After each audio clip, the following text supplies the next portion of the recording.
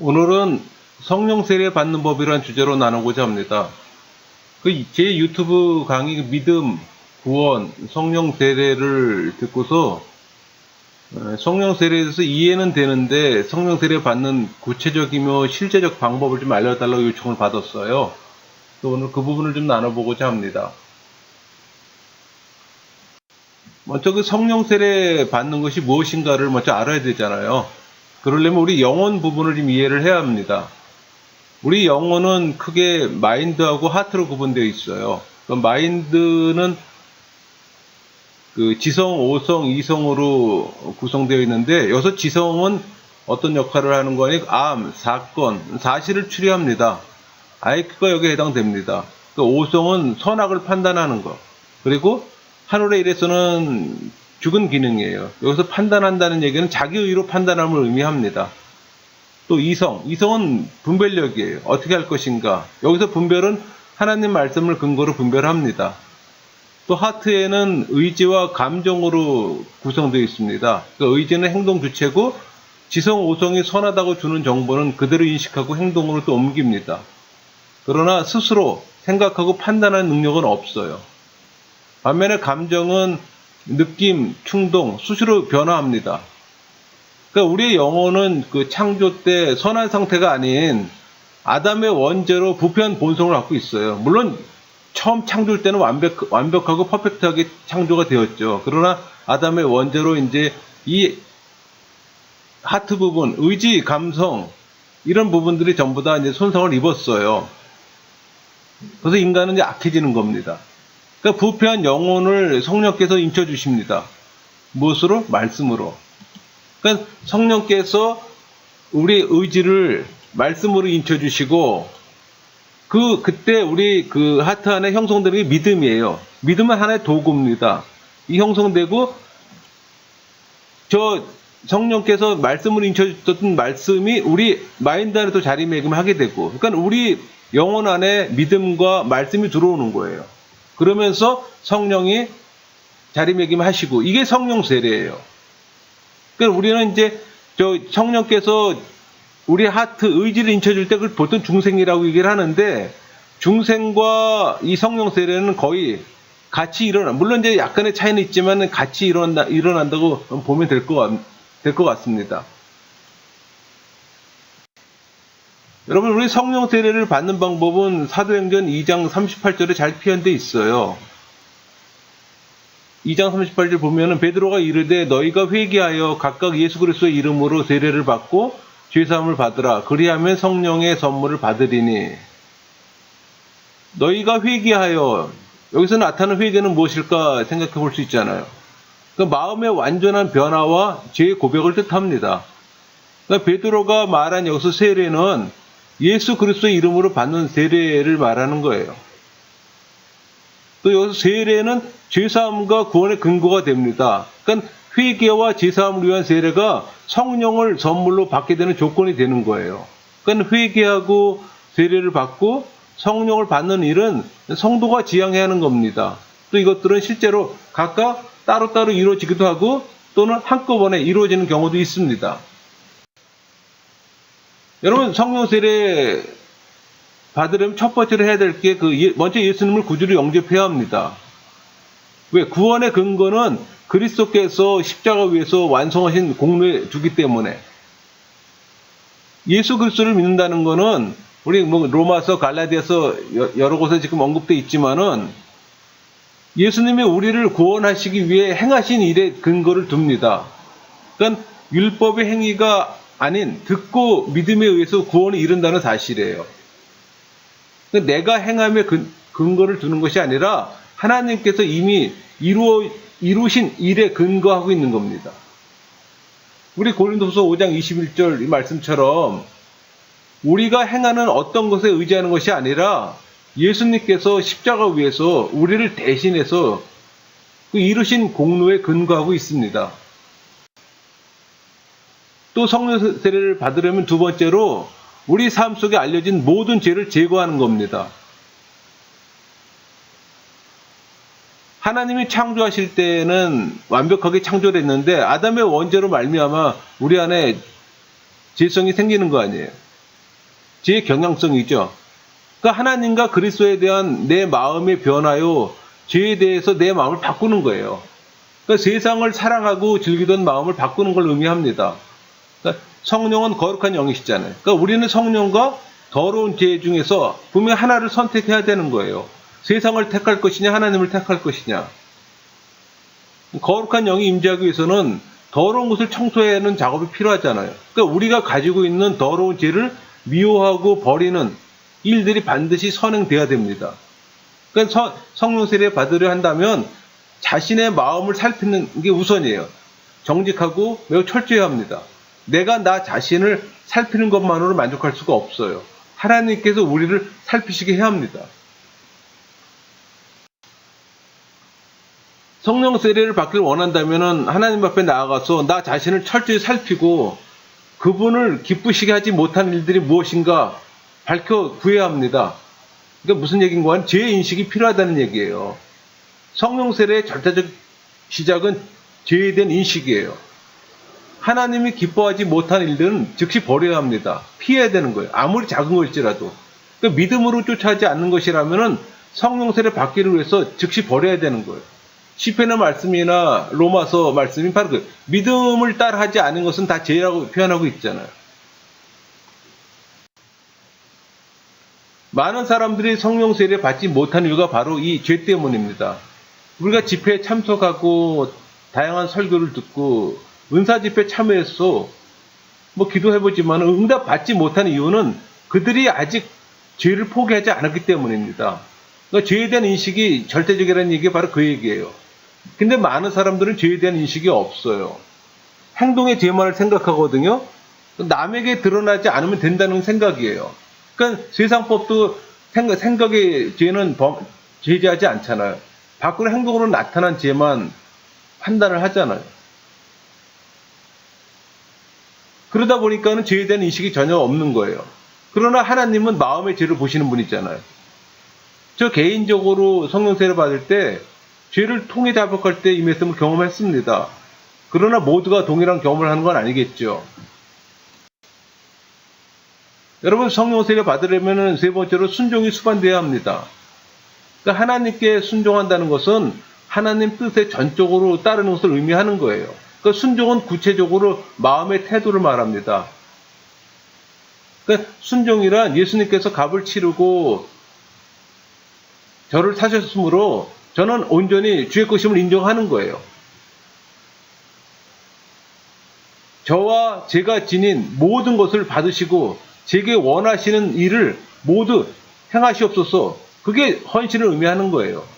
우리 구약 번제를 드릴 때 레위기 9장 24절 보면 불이 여호와 앞에서 나와 제단 위에 번제물 기름을 사른지라 이런 표현이 있잖아요. 단위에 있던 제물을 하나도 남김없이 다 사른 것처럼 자신을 주님 앞에 온전한 번제로 드려 불이 나오는 제단에 나를 누일 때 하나님 그 제물을 받으시고 그 불로 응답하시는 거예요.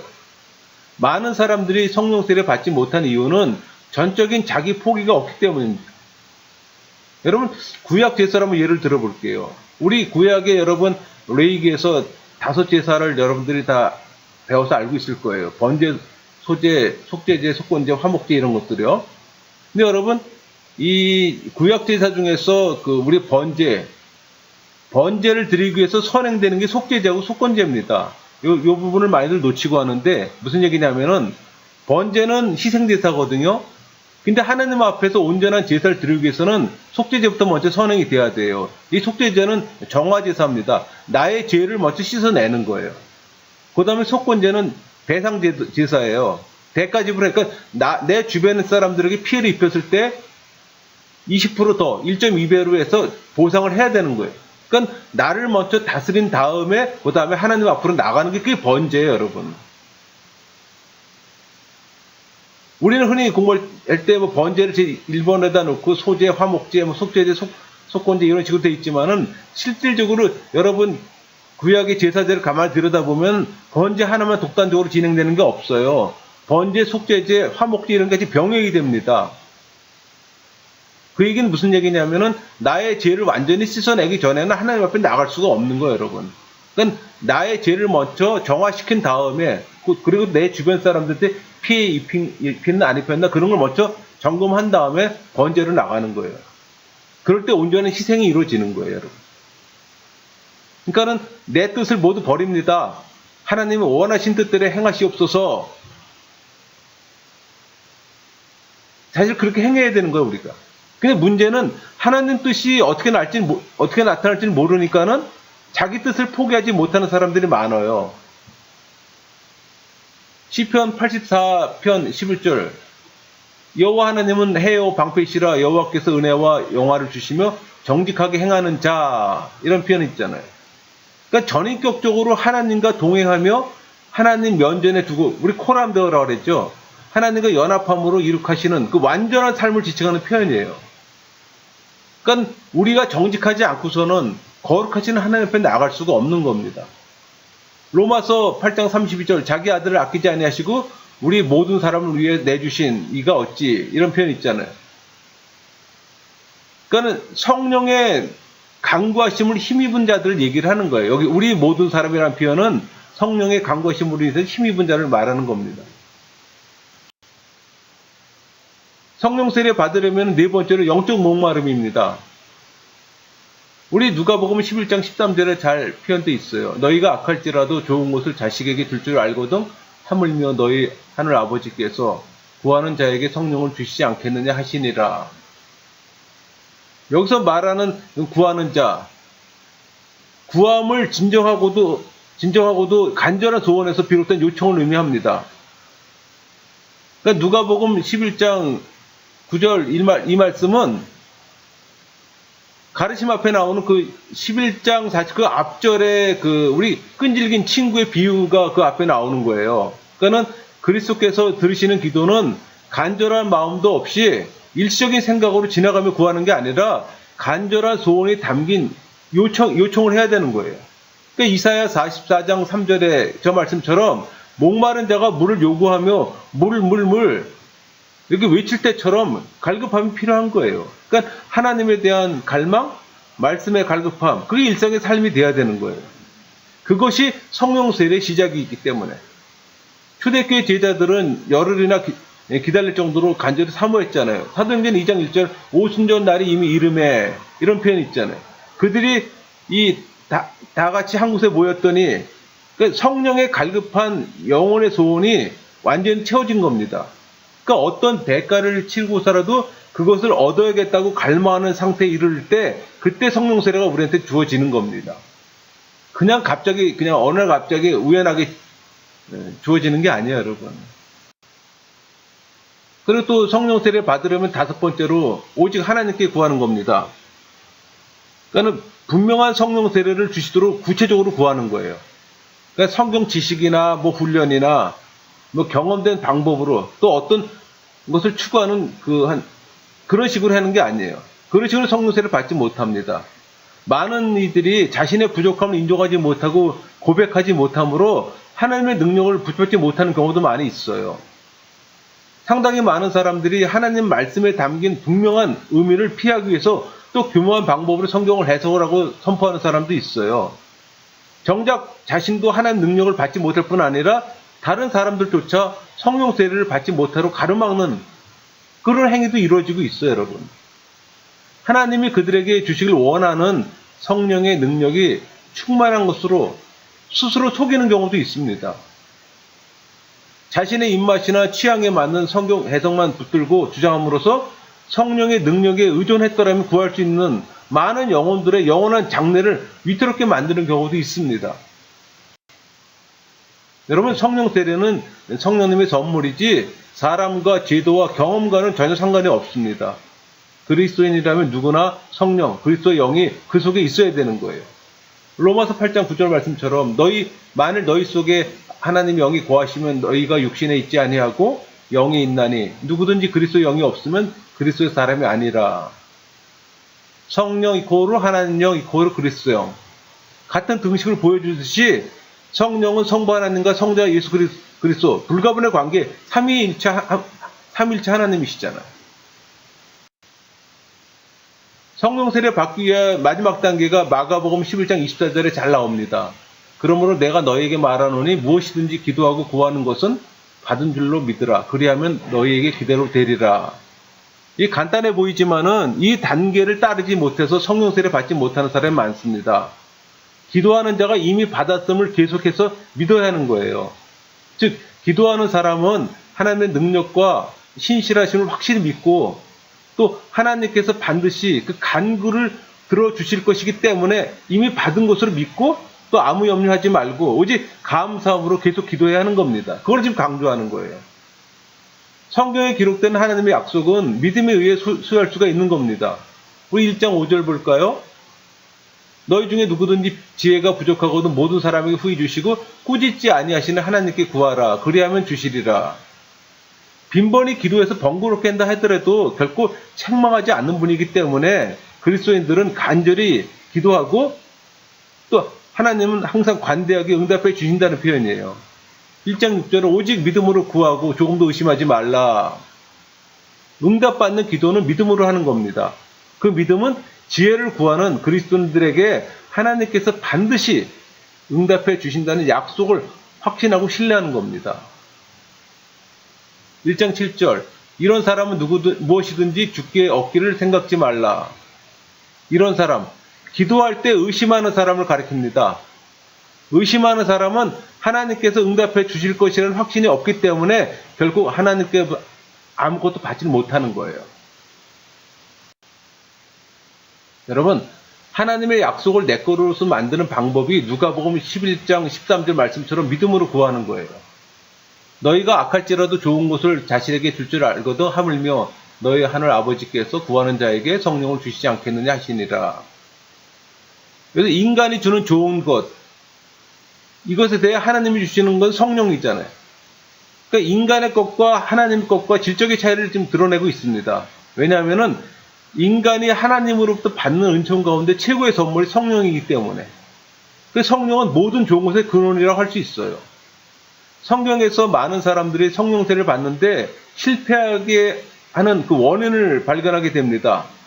우리 히브리서 4장 6절에 그러면 거기에 들어갈 자들이 남아있거니와 복음 전함을 먼저 받은 자들은 순종하지 아니함으로 말미암아 들어가지 못함으로 순종하지 않는다는 게 핵심이에요. 그러니까 출애굽 세대들은 불순종으로 말미암아 하나님 안식에 들어가지 못했습니다. 또 요한일서 5장 14절 볼까요? 그를 향하여 우리가 가진 바 담대함이 이것이니 그의 뜻대로 무엇을 구하면 들으심이라.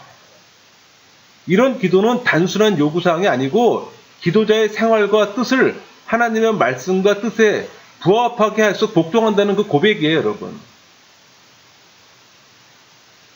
15절 요한일서 5장 15절 볼까요? 우리가 무엇이든지 구하는 바를 들으시는 줄 안즉 우리가 그에게 구한 그것을 얻은 줄을 또한 아느니라. 안즉 아느리의 표 쓰잖아요. 기도자가 갖는 하나님 응답에 대한 확신은 기도자 확신이 더욱 확실하게 됨을 시사합니다. 그러니까 성령 세례에는 분명한 표적이 따를 겁니다. 은사도 수반됩니다. 개인의 구원 문제뿐만 아니라 복음 전파나 공동체 유익을 주기 때문에. 고린도서 12장 7절 볼까요? 각 사람에게 성령을 나타내심은 유익하게 하려 하심이라. 성령은 인격자로서 은사를 주시고 또 성령께서 나타나신 증거가 바로 은사임을 우리에게 보여주는 거예요. 성령 세례 받는 사람이 그래서 은사를 받는 이유가 바로 그거예요. 흔히들 방언의 은사로 얘기들 하는데 그건 거짓 방언이 많고 왜 은사가 그 하나뿐입니까? 성경에 얼마나 많은 은사가 있는데. 여러분 성령 세례와 체험을 인간 자신의 지성과 체험만으로 그것을 분석하고 종합하려 할 때 솔직히 한계 상황에 부딪힐 수밖에 없음을 고백합니다.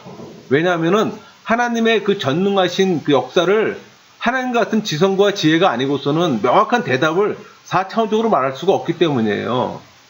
그러나 구약에 계시되지 않은 성령님의 사역과 신약에 계시된 성령님의 사역의 그 특속이고 직접적인 그 사역의 구별은 존재한다는 것을 우리가 인식해야 합니다. 여러분 교회에 존재하는 두 부류가 있어요. 종교인과 신앙인이 있잖아요. 신앙인 중에도 두 부류가 있어요. 성령 세례 받은 자와 성령 세례 받아 풍성한 삶을 누리는 성도가 있습니다. 다 같은 주님의 백성이지만 십자가의 공로로 예비해 놓은 축복과 유업을 반쪽만 누리는 크리스찬도 있다는 얘기예요. 앞의 과정을 다 통과했습니까? 그렇다면 이제 성령세를 구하시거나 무릎 꿇고 하나님께 기도하셔야죠. 반드시 성령세를 받게 될 것입니다. 성령이 내주하는 기도의 비밀이 무엇일까? 제일 궁금들 하더라고, 이거를. 근데 여러분, 그 비결이 굉장히 중요하죠. 비결은 끊임없이 하나님의 이름을 찾고 부르라는 거예요. 그러니까 성령 세례나 성령 충만의 기도의 내용을 추격하면은 성령의 내주를 간절히 찾고 부르고 또 하나님을 찬양하고 감사하는 거예요. 하나님을 애타게 부르고 그분을 찬양하고 감사하는 것만큼 하나님을 기쁘게 하는 기도는 없습니다. 그 중에서도 하나님의 이름을 간절히 부르는 것은 필수적인 기도입니다. 하나님의 감동을 이끌어내는 기도 방식은 그냥 간절히 기도하는 게 아니에요, 여러분.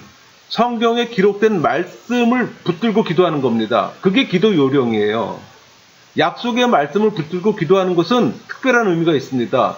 먼저 하나님은 당신이 약속한 것은 틀림없이 지키시는 공의의 하나님이시기 때문에, 그렇다면 약속의 말씀을 근거로 기도한다면 하나님도 어쩔 수 없이 응답할 수밖에 없어요. 또 약속의 말씀을 붙들고 기도하는 것은 믿음의 행위를 드러내는 겁니다. 하나님은 말씀으로 당신의 존재감을 드러내십니다. 그래서 이 말씀을 붙들고 기도하는 것은 하나님을 향한 견고한 믿음을 보여주는 것과 동일한 겁니다.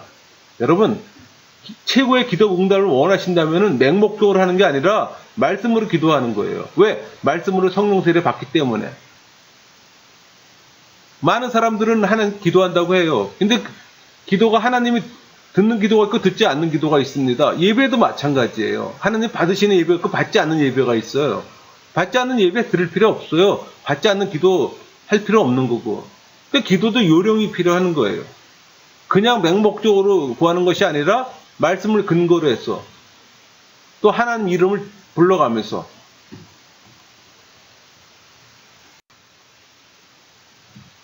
에레미야 29장 13절 볼까요? 너희가 온 마음으로 나를 구하면 나를 찾을 것이요 나를 만나리라. 여기서 온 마음으로 내 마음을 다하여라는 뜻이에요. 감정적인 면보다는 의지적인 측면이 더 강조가 되는 겁니다.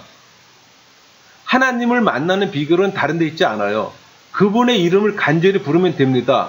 이는 성경 여러 곳에 밝히고 있어요. 그러니까 성령이 내주하는 기도를 하려면 말씀을 붙들고 간절히 기도하면 됩니다. 그냥 하나님하고 부르는 것보다 온 마음으로 찾고 찾으면 나를 만나 주신다고 말씀해 주신 것처럼 내게 와주세요. 그렇게 한번 기도해 보세요. 나를 간절히 찾으면 만나 주신다고 했잖아요. 그렇게 말해 보세요. 훨씬 느낌이 달라집니다. 그렇지만 한 번 기도한 것으로 성령이 한 번에 오시리란 그건 무리죠. 기도 훈련을 할 정도로 많은 시간 구하세요. 여러분 개인 기도할 때 하나님의 이름 부르는 것을 수시로 반복할 필요가 있습니다. 그러나 공예배 때는 피하셔야 합니다. 매 구절마다 하나님 이름 부르는 건 피해야겠죠. 여러분 팁이 있다면 기도할 때 하나님의 이름과 말씀으로 하세요.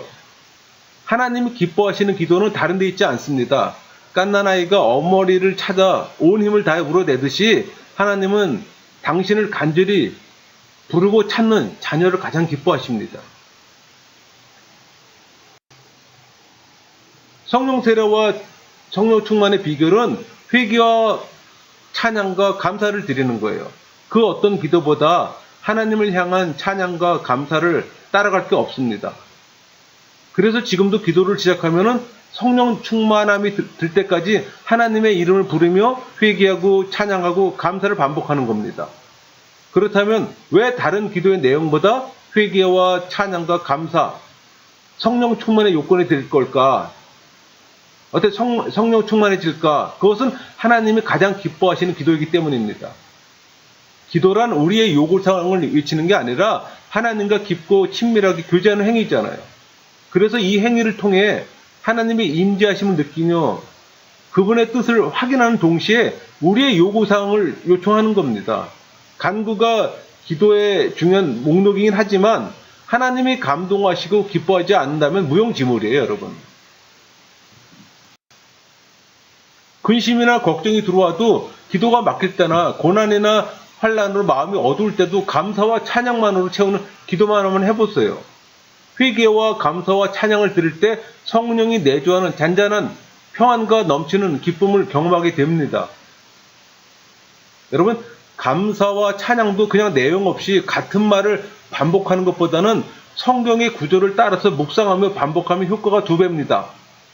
시편을 추천합니다. 시편의 대부분은 하나님을 향한 회개와 감사와 찬양으로 채워져 있기 때문에 찬양과 감사는 피조물이 마땅히 해야 할 의무예요. 우리 요한계시록을 보면은 그룹들이 하나님을 향해 거룩하다 거룩하다 쉼없이 반복하고 있잖아요. 그러니까 우리가 천국에 가면 해야 할 일이 바로 하나님을 찬양하는 일입니다. 그것뿐이 할 일이 없어요. 천국에 가면은. 여러분 천국 가서 뭐 하시려고요? 그러므로 이 땅에서 기도할 때도 회개하고 찬양하고 감사하는 기도가 항상 중요한 겁니다. 회개는 거룩하신 하나님 앞에 나아갈 때 절대적이잖아요. 하나님 앞에 나왔어요. 그러면 하나님께 감사하고 찬양하는 게 우리 일이잖아요. 하나님은 마땅히 찬양 받으실 분이시고 또 우리의 영혼을 구원해 주실 분이기 때문에 감사밖에 할 얘기가 없죠. 뭘 그렇게 구할 게 있습니까? 시편 말씀을 붙잡고 기도한다면 아마 놀라운 체험을 하게 될 겁니다. 또 회개와 감사와 찬양할 때 잊지 말아야 할 것은 간절한 마음이에요. 간절한 마음이 필요하다는 거죠. 마음으로 드리는 기도가 아니면 아무 소용이 없습니다. 성령 충만이 되어 성령이 인도하신 기도가 된다면 기도가 물 흐듯이 흘러갈 거예요. 힘들지 않을 겁니다. 그렇지만 항상 늘 동일한 건 아니잖아요. 그건 회개와 감사와 찬양할 때는 정신을 집중해서 마음을 합해서 간절하게 드려야 하는 겁니다. 그렇지 않고 중언부언하는 태도는 시간 낭비고요. 그건 하나님 받아주시지도 않아요. 그러니까 성령이 내주하지 않는 기도는 몸이 건조하다는 얘기예요. 많은 크리스찬들이 기도를 하지만은 성령이 내주하는 기도를 경험하지 못하는 이유는 회개와 찬양과 감사와 이런 중요성을 무시하기 때문입니다. 교회사를 보면은 그리스도인들은 성령 세례와 충만함에 많은 관심을 가졌어요. 또 성령은 말씀으로 오시고. 신약에서 성령은 다양한 방식, 설교와 증거를 통해 많은 사람에게 영향을 미쳤습니다. 우리는 그분의 은혜에 우리 자신을 열어놓고 또 성령이 우리 안에 들어오도록 통로를 만들어줘야 돼요. 성령의 은혜로 권능이 시행되는 수단이 되어야 되는 거죠. 하나님이 우리 약함 안에서 그분의 강함을 온전케 하십니다. 그러므로 우리가 죄와 약점을 더 많이 인식할수록 좋은 거죠. 그러니까 사도 바울의 육체의 가시에 대해서 다시 한번 생각해 보세요. 우리 고린도 후서에 7절, 8절, 9절, 10절 언급되어 있는 것처럼 3번에 걸쳐 그는 가시가 그에게 떠나기를 기도했을 때 주님은 말씀하셨어요. 나는 네 약함 안에서 네 강함을 온전케 하고 네가 두려워하는 모든 것, 네 사역이 축소되고 약화되며 평판이 나빠지는 것들을 피하게 해줄 것이다. 이 7절부터 10절 말씀이 결국 그 내용이에요. 지금까지 그랬던 것처럼 내 사역은 권능과 강한 가운데 계속될 것이다. 하지만 그것은 또한 약점 가운데 이루어질 것이라는 얘기예요. 그러니까 여러분 우리의 죄와 우리의 약점을 인식을 많이 할수록 성령의 역사는 커지는 거예요. 그게 자기 부인이에요, 여러분. 자기 부인, 자기 부정이라는 말 들어봤잖아요. 자기 부정, 자기 부인이라는 말은 결국 죄에 대한 인식, 나의 연약함을 인정하는 거예요, 그게.